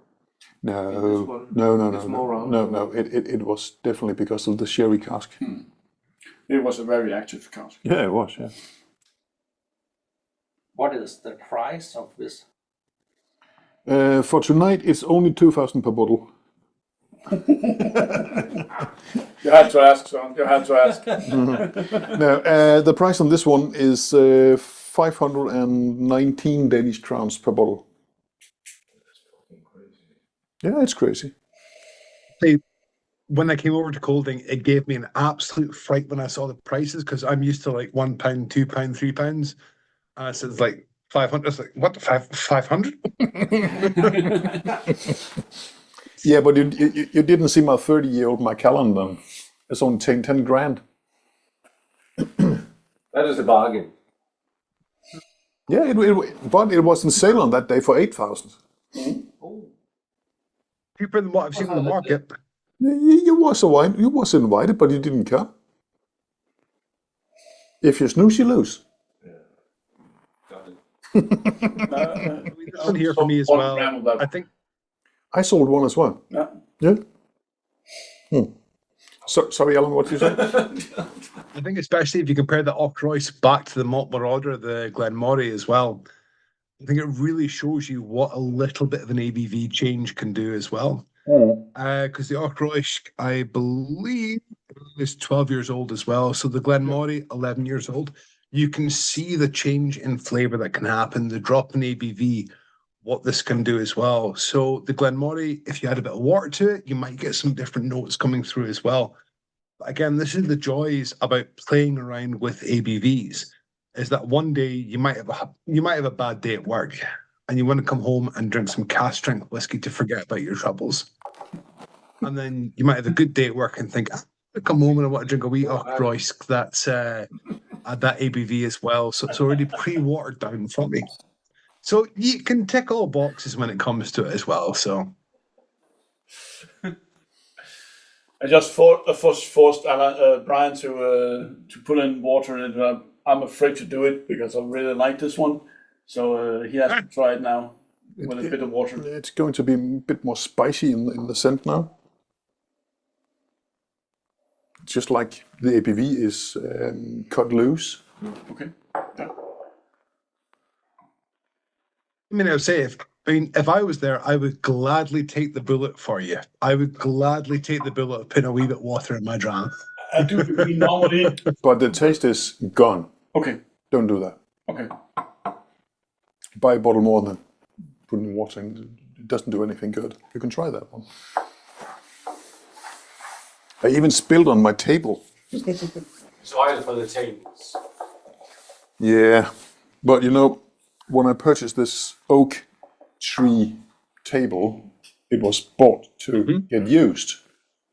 It's not just for show off. Absolutely. It's completely gone. Yeah, It dies. you ruined my whiskey. It completely dies out. Oh no. So please don't do that. Sorry. I do apologize. Luckily, I know where there's more of that. Hopefully. Yeah. Or like we say in Scotland, I. Get back to that later. Aye, there's plenty more where that came from. Plenty more. So, just before we kind of dance into the realm of peated whiskies, is there any particular favourites? Is there any particular yes, no's coming out? What are we feeling?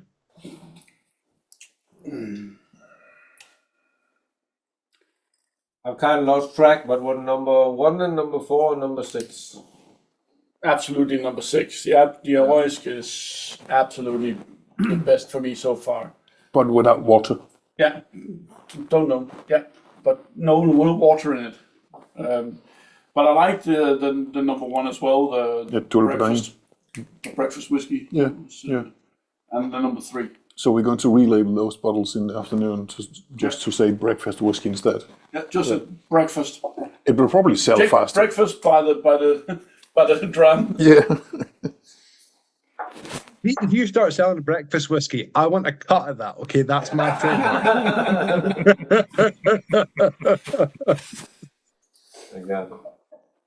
Gotcha.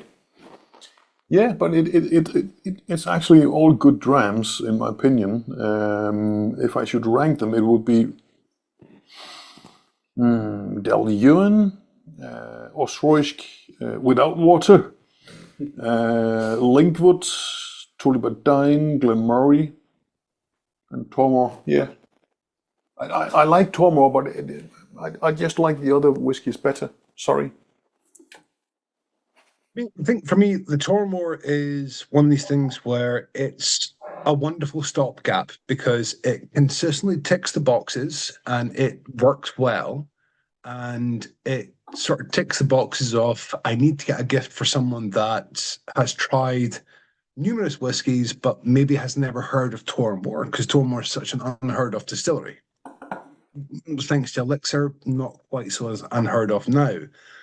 But I think there's certain whiskies there that have that kind of aspect of, oh, I've never heard of them. We'll see what that's all about kind of thing as well, which for me makes my job a lot more hassle, but... Yeah. So what do you think here? Son, which one is your favorite from now? All of them. Okay. Next. No. So do I get a commission for the sales that go through tonight, or? No, you don't get a commission. Not tonight either.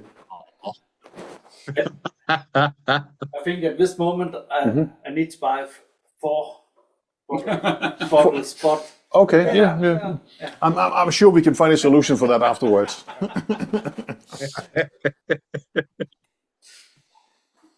Yeah. Right. Well, shall we progress onwards and upwards? So we are getting into the realm of peat now. oh, And I'm not talking about the man that's standing next to me. I'm talking about smoky whiskies. Aye. And the first one we're going to try is the peated. How do you say that? Ardmillan. Ardmillan. Ardmillan. Yep. So this is Ardmillan. This is an interesting wee beast. So I'm not going to tell you anything about it until you've tried it. Okay, that's the first time. Can you actually keep quiet so long? Sorry. No, not in the slightest. I told you he couldn't. My wife will quite happily Because I testify knew I him. don't shut up. I've spent a day with him, so that I pretty much know that he couldn't shut up. Sorry, Alan. The label says smoky. No. My wife will testify to the same thing as I don't be quiet sometimes. Oh.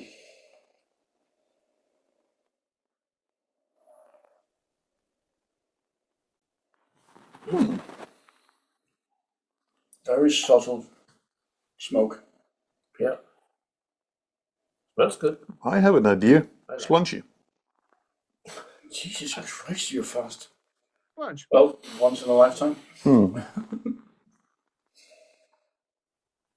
Slanty.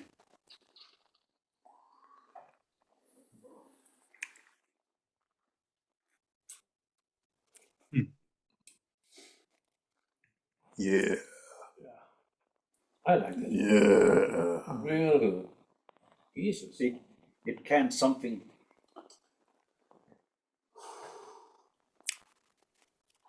I know. You like that one? Yeah. I know. This I know one you're is not well. allowed to tell us what's in this one, but I have an idea, and I will talk to you about Monday about that.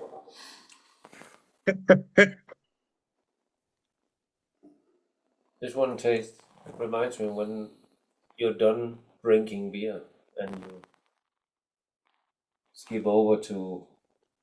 I'm never done drinking beer. That's the other way around, normally for me. But So 59.8% ABV. This is a blended teaspoon malt. This is from the Lowlands as well. This is really interesting because, this is a kind of Willy Wonka-esque distillery. It's not Loch Lomond, but it's still Lowlands, still near the Clyde. And for me, this is really interesting because it tastes like a wonderful kind of cured meat, that kind of smoky beef jerky kind of style. Is the distillery near the west coast by any chance? I did history, not geography, so just bear with me one moment. Yes. And they do lots of grains as well? Yes. Okay. Been there, done that, got that. I can tell you t-shirt. exactly where it is. Because again, this distillery was actually established within a single grain complex as well, which is what makes it quite interesting because they don't make any bones. If you Google this name, Ardmillan, they will tell you where it is. They don't hide it more than anything else. Oh, okay. This is what makes it quite interesting. Sorry, I sense I spoiled the surprise. it was a bad joke. Sorry. This one here as well, and it's one of these things where there's a little bit of smokiness to it, a little bit of richness, robustness. 12% ABV as well, so still quite young, but again, really interesting flavors to it as well. It still has that little bit of peatiness, still has that smokiness to it. And when I started the tasting tonight, I said, I was introduced to whiskies via Auchroisk, and that's TCP, Germline, and paint stripper in a bottle. Whereas this one here it's a perfect gift for someone who goes, oh, I want to try something smoky, but I don't know what I want to start with. Mm-hmm. This kind of style of whiskey is a brilliant gateway into the more kind of smokier, heavier medicinal styles. how old is this? 12 years old. 12? 12.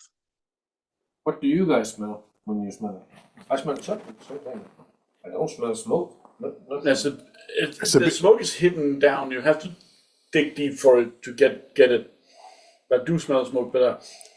If you sniff a bit harder in the glass, you'll actually get the peat. Yeah. And for me, I smell smoky bacon. Smoky bacon and venison. Oh.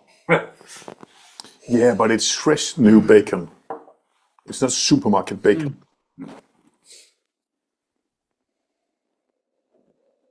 A bit salt as well in the nose. Yeah.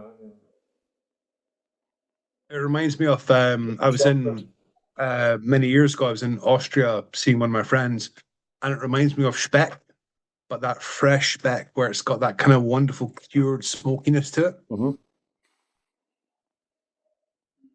I really like it. And the nose again is very gentle, very nice. I do like the nose of it. I'm afraid I wouldn't like the taste. When you get it in, it's different from the. For me, it's different from the nose. Yeah, the palate is different from the nose. Yeah, absolutely, absolutely right. Not a I'll go. bad thing as such, but it's not quite what I was expecting. I have the other experience. Actually, it's when I get it in and taste it, it's like I expected it to be. Okay. Not too flavorish or too peppery or anything. Just Yeah, but for me, it is you can not that bonfire smoke, but you get the peat in it. I don't get any smoke at all. But in the nose, I do get a small one, and then when I get it in, and then I can actually taste. I can taste the peat. I can taste the smoke. It's not bonfire smoke, no, but it's and a bit of it is sulfur.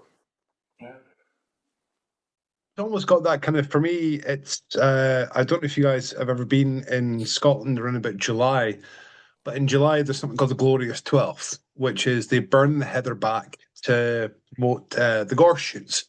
And for me, it smells like that. It smells like burning heather, but it also smells like that kind of sort of slightly musty, organic material to it. And it's not a bad smell, but it's kind of like sort of chewy venison that's also been slightly over smoked, but not in a bad way. The peat is there and it kind of builds, and I think the ABV kind of carries this a little bit where it helps to build that almost slightly medicinal texture to it.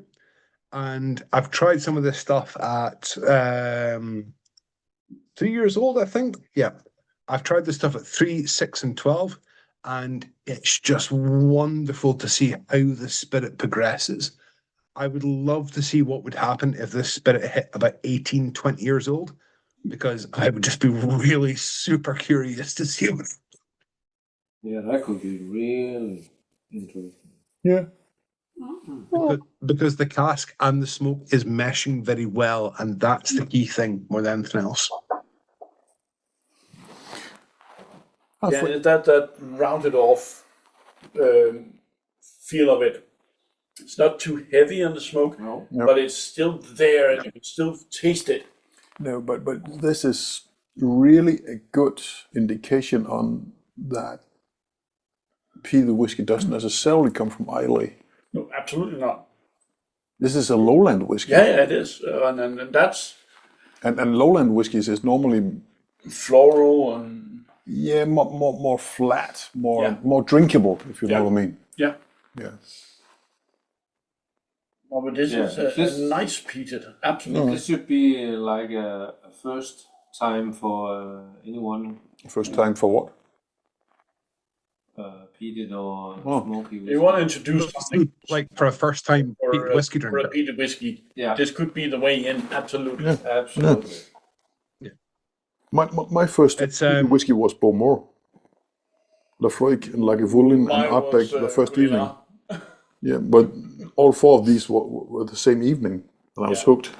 Yeah, but that was the one that got me as well. That was the first one I really tasted was that peated, and it was a Cuillin, and then I know this is my drink for the gods. I got a Cuillin sample you need to try, by the way. Please remind me. Okay, I will.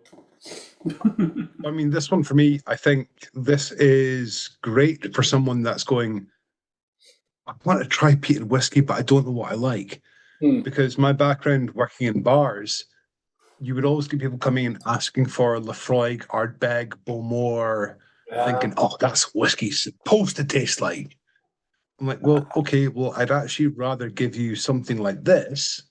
If you want to taste something smoky and peaty, that's not going to knock your head off, but it's actually going to sort of gently introduce you to the world of, this is the medicinal side of peat. This is the smokier side. Yeah. We're not getting you on Islay just yet. We're getting you close, but we're not getting you just there just yet, kind of thing.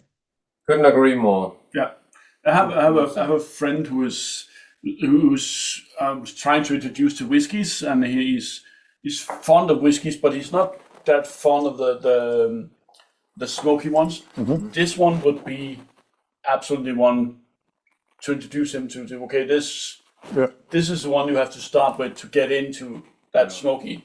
That peated whiskies. So that was just another bottle sold tonight. I can hear that. Yeah. No, I'm sorry. He's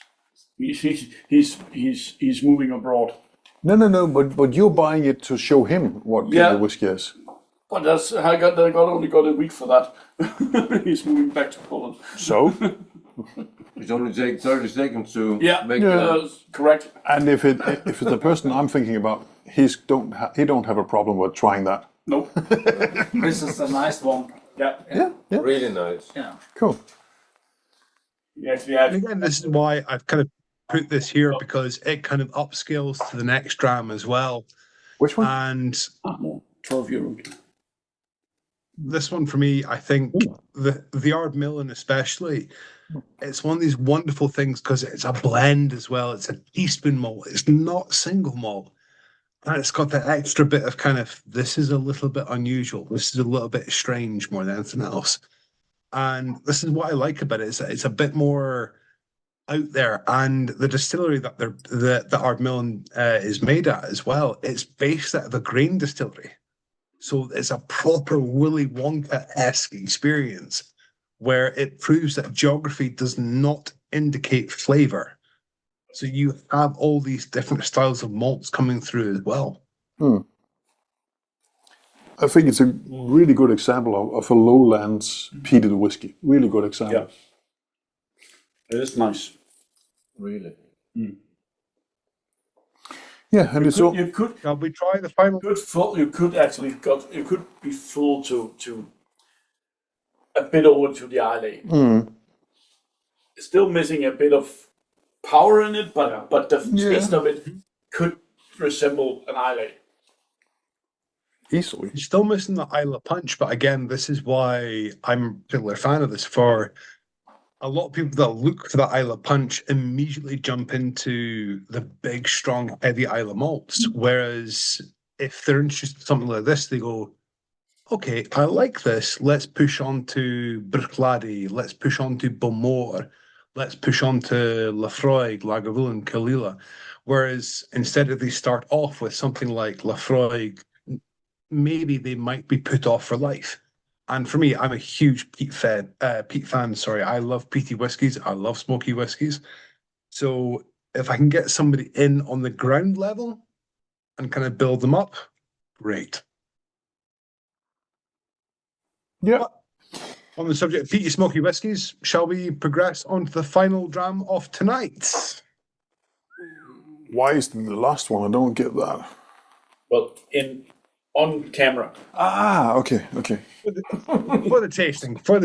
I see. Woo. Yeah, it's a quite new distillery. I think it's only 12 years old.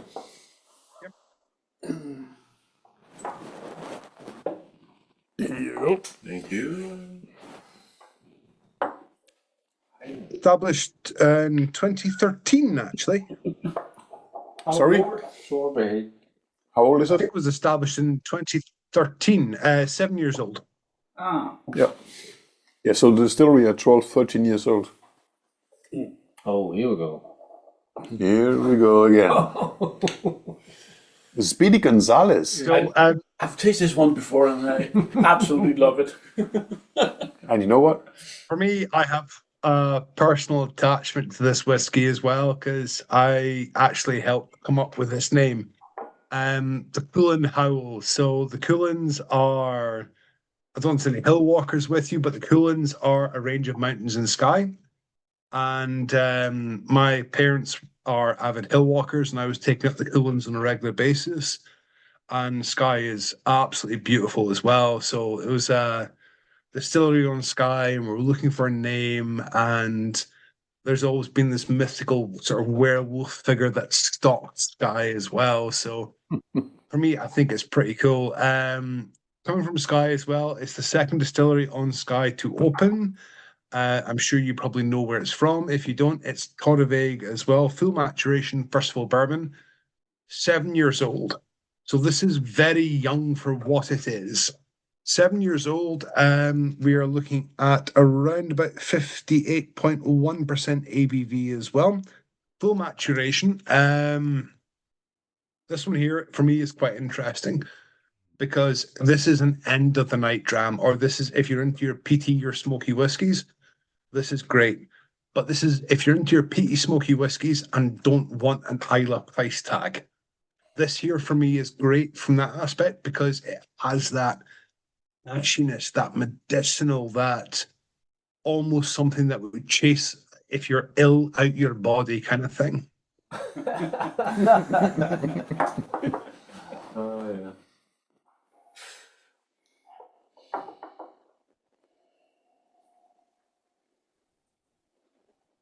It kind of brings me back. And you can feel the Started. sort of the slight harshness of the ABV as well, but at the same time, it's got that wonderful, doesn't taste like a 7-year-old characteristic to it. No. It's got that almost. 58.1. 58? Yeah. Okay.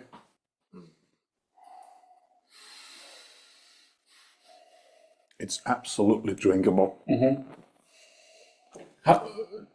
How about the ppm? How much smoke do we believe to be in this one? I think this one, if this one is coming from the same batch as the casks I purchased from you, Alan, I believe it's roughly about 70 to 80 ppm. 70 to 80? Yeah. Okay, that's fairly high. Yeah. It's what they called heavily peated Torabhaig. Yeah. But again, this is because as well as peat is a very heavily controlled resource in Scotland. What I found really interesting is that the peat bogs in Islay, for example, are a UNESCO World Heritage Site, and they're very heavily controlled at where they can draw the peat from. So this here it's got that kind of element of woodiness to it, also that wonderful element of seaweedy kind of meatiness to it as well. But at the same time, I mean, I'm not sure what the price per bottle is, but it's just wonderful because it, again, you would kind of start someone off in the Ardmillan if you're wanting to get someone into peated whiskies, and then we'd go, here, try this as your next step up with anything else. And again, we're not dealing with Islay, we're not dealing with a heavy medicinal tang, but we're dealing with that introducing people to that kind of Islay style malt more than anything else. There's a bit more. The aftertaste is longer on this one than the Ardmillan. It's a bit more spicy. Maybe it's because it's younger. I don't know. It's first fill bourbon. It's not sherried. So that's. But it's. I can't say anything negative about this one. I do get a bit of that. You said no medicinal, but I do get some medicinal in it. That for me, it has a bit of that.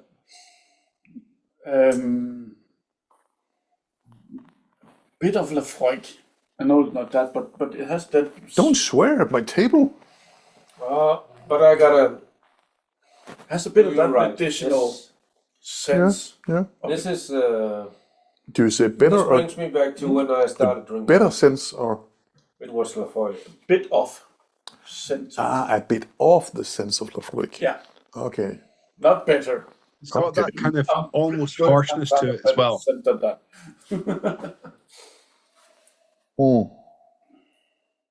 I mean, for me, it's got that little bit of harshness to it, that a little bit of kind of almost robustness to it, but at the same time, for me, it's got that wonderful, interesting, like, liftiness to it as well.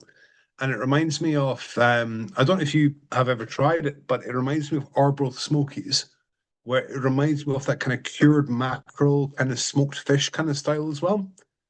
And I was actually lucky enough to, in my youth, shall we say, I was lucky enough to go up to Silver Sands up near Skye. And I remember sitting on the beach up near Silver Sands and having cured fish and a storm rolling in.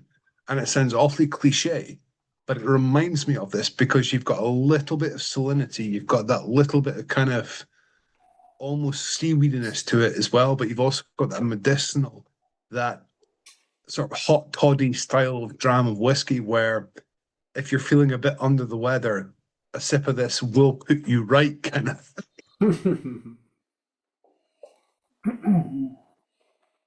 Not that I should be advocating whiskey for medicinal purposes, of course, but this will make you feel better. But it is medicine.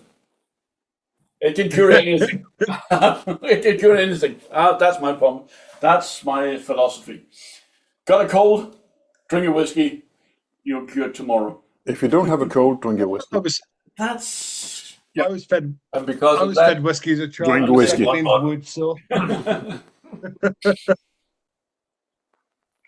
about you, that sir? is, I think the first taste, yeah, but the next taste, the level it goes Develops up. on you. Yeah, it grows on you. Yeah. Grows on you and tastes. Yeah. I just added a few drops of water on this one. It get more round and smooth in the scent, and the palate is just wonderful now. It was great before, but now I think it's wonderful just with adding a few drops of water. Oh, it's cool. But again, this comes in with younger whiskey as well, is that because it's still that higher ABV, you've got that bit more flexibility to play around with as well. So we sent a bottle of this to my wife's mum, actually. And we added, so she added a cube of ice to it. Mm-hmm. And I know ice Scotch whiskey is sacrilege, but in Greece, ice to Scotch whiskey, you're reducing it down to Scotch temp. So I think it can be allowed to pass. But I mean, so that received rave reviews as well. So I think for me, it's one of these whiskies that works really well at cask strength for your Isla fanatics. Mm-hmm. And yet also works really well with a couple of drops of water for the guys that are just getting into single cask, just exploring this kind of stuff, but want something peaty and smoky that have maybe had the Ardmillan and want something that little bit extra of a kick more than anything else. But it's just magic now with a bit of water, and I think. This bottle can do two things. Yeah. Okay, the first one is what? No, but It is completely that nose of that normal flavor and nose of it. It's good. It's rounded and it's very, very nice.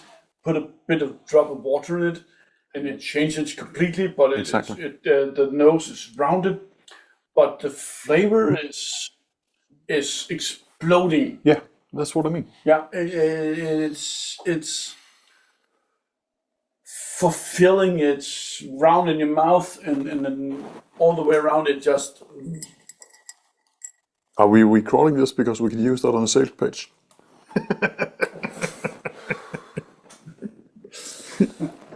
No, it's it's completely different from with and without water. Yeah.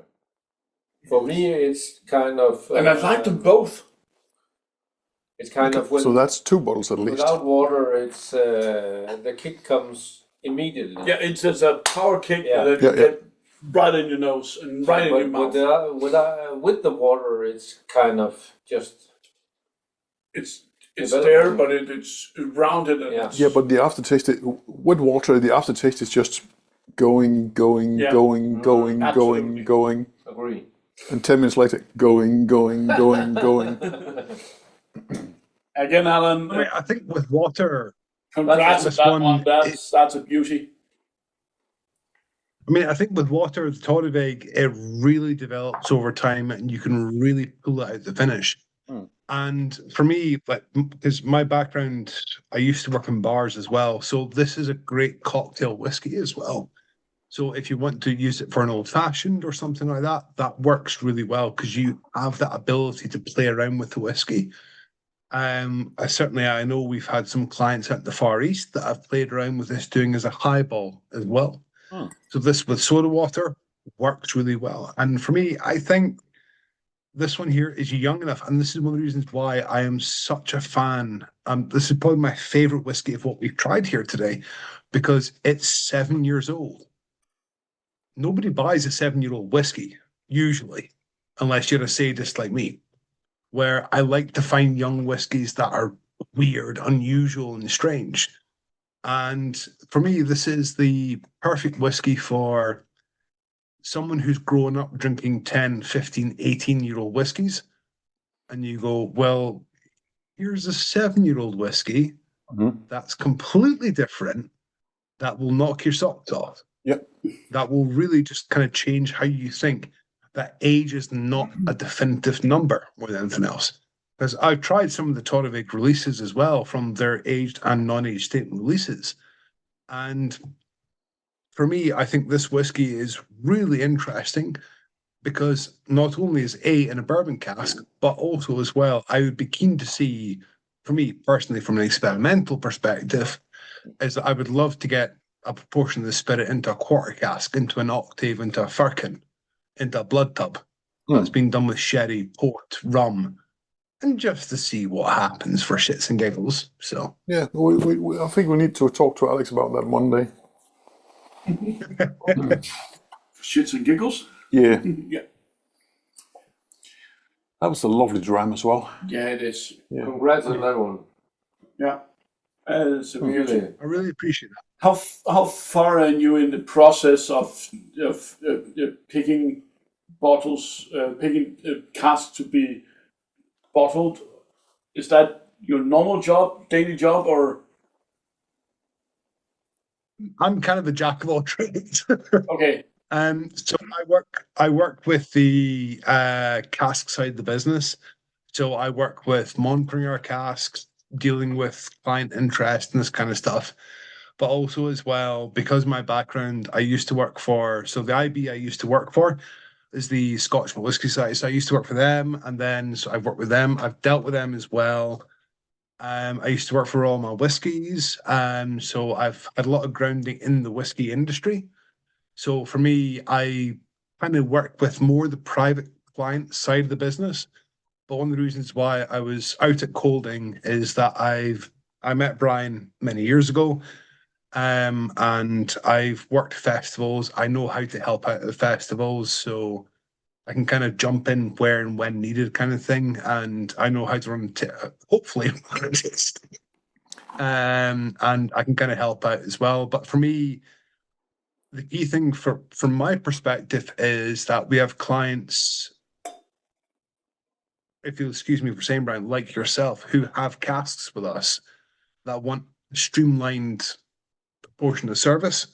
So therefore, that's why I step in, because I can kind of handle all aspects of the product. Whereas, there's some guys that are just focused on primarily that will deal with that. Then for me, that's why I step in. I do these, I offer to do these tastings as well. And plus Brian threatened to hurt me if I don't jump into the tasting anyway, so it's fine. Yeah. But I was just sitting here and thinking, there's a reason for Alan marrying a Greek woman, because he's like an octopusy.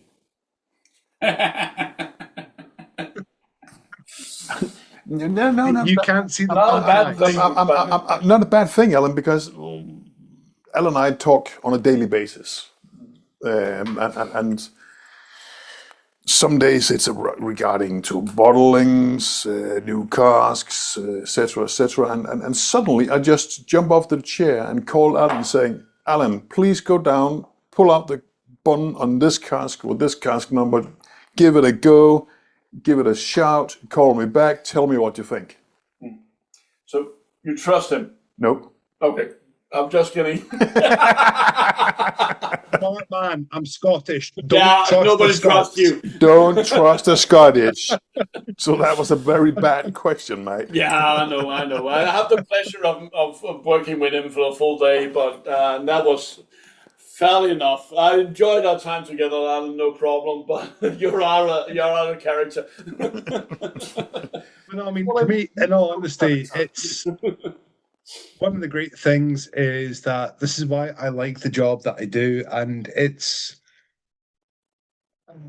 I guess it's a wee bit stereotypical, but I actually love working with this product as well. But for me, the reason why I like doing these kind of tastings as well is that I know I can see the end product being enjoyed, and that's the key thing for me. Is that, and also as well to enforce the idea that there's no shadowy group of people that are trying this whiskey. It's the people that speak to customers like yourselves who try this whiskey, and if there's feedback, I can push this back to the team and we can go like, right, okay, something's working, something's not working at the end of the day. And that's very important for me. So yeah. But once again, drink more whiskey, so I'm not complaining. But there's one thing we need to discuss, Alan, and that is the next tasting. And it's not going to be a next tasting, it's going to be a course. How to put the cork into the bottle so it won't evaporate from the bottle. Oh dear. Oh dear. That's a tough What's one. happened? Because I have a lot of clients coming in complaining in the shop, saying that the bottles are disappearing. So please make a course where so we get to know how to put the cork right into the bottle again. It's easy. You put the cork back in, you don't pull it out, and you don't pour the whiskey. Therefore, no whiskey evaporation. That was a quick course. Just do it in one take. Oh dear. I'll speak to our production guys. I'll see what the deal is. But yeah, no, and also as well is, and again, this is one of the reasons why I enjoy doing these tastings. It's lovely just to sit down and have a chat about whiskies. I spend most of my day in front of a computer unless a certain troublemaker calls me, of course. And then I get to go out and wander the yard and play with the casks, which makes my life a lot more happier. So that's always good. But for me, it's one of the reasons why I like doing these discussions, because I fervently believe that the whiskey we have, and this is me again, not just being Brave New Spirits, but this is me being a whiskey drinker as well, is that I think the whiskey we do here by bottled product is some of the most fantastic juice out there on the market. The Torabhaig is wonderful. It's an introduction to Isle of whiskies. But at the same time, the Glen Moray is so un-Glen Moray-esque that it's really interesting. It's got a salty character to it as well. That Linkwood having that bright, vibrant pink colour as well. And yeah, it's a tough life, but somebody's got to do it, right? Yep. Linkwood.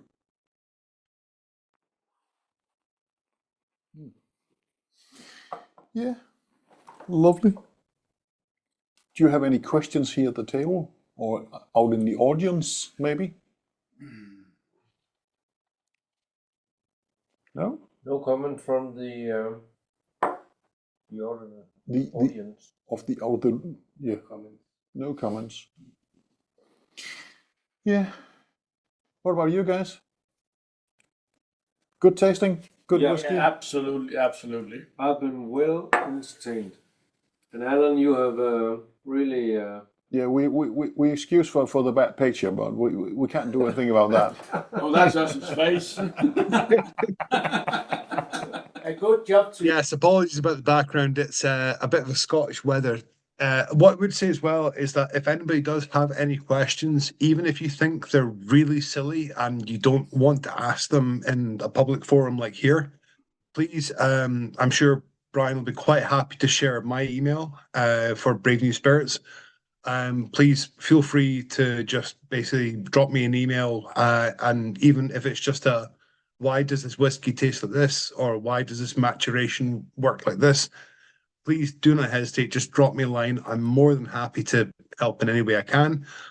Also, as well, I would say I'm also following Fernando on Instagram. But if it helps, I am on Instagram as well. Blethering Bartender is me, so please feel free just to come and find me and ask me questions. I'm more than happy to help. Great. Yeah. So, if you don't have any questions, I don't want to take any more of Alan's time. I started his working day at 8 this morning, so I'm quite sure he's beginning to be a bit tired as well. I had a lovely evening. I can see my wife just having a gyros in her hand, threatening to smack me now. So, For me, I would say thank you to you. It was an absolute Much obliged, guys. and a delight to hear your take on whiskies. It was, again, I met you a day, but you're an absolute delight to talk whiskies with. That's really great to hear, folks. I really good stories appreciate as well. that. Thank you very much. Yeah, good stories and good telling. So, all in all, 5 out of 20 stars to you. All right. We'll have a discussion when you're over. Yeah. We will. I know that. And come visit. I'll just go and send you pictures of me sitting on every single one of your casks in Royston. I know where you're staying, so don't do that.